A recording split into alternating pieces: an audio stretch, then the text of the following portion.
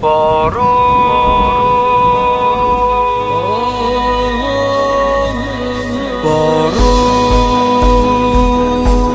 صدای از اون غروب حرم پیش چشمامه،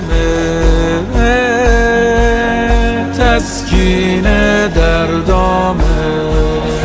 چیزی نمیخوام غیر از این، پای پیاده اربعین دوباره بیام تا حرم تو تمومی نداره.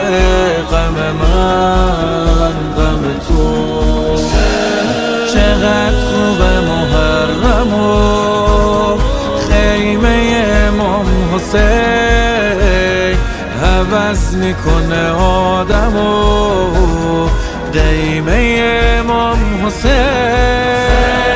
اگه عاشق شدم کار تو بوده، عنایت علمدار تو بوده. اگه عاشق شدم کار تو بوده، عنایت علمدار تو بوده.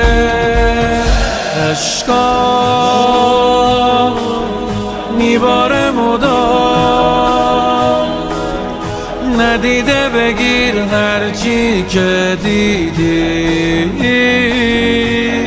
میدونم بخشیدی.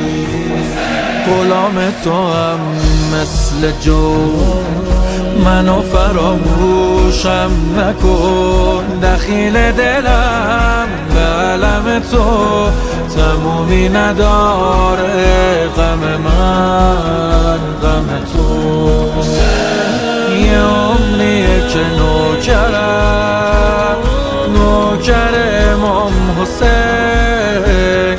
بزرگ شدم پای همین منبر امام حسین. اگه عاشق شدم کار تو بوده، عنایت علمدار تو بوده. اگه عاشق شدم کار تو بوده، عنایت علمدار تو بوده.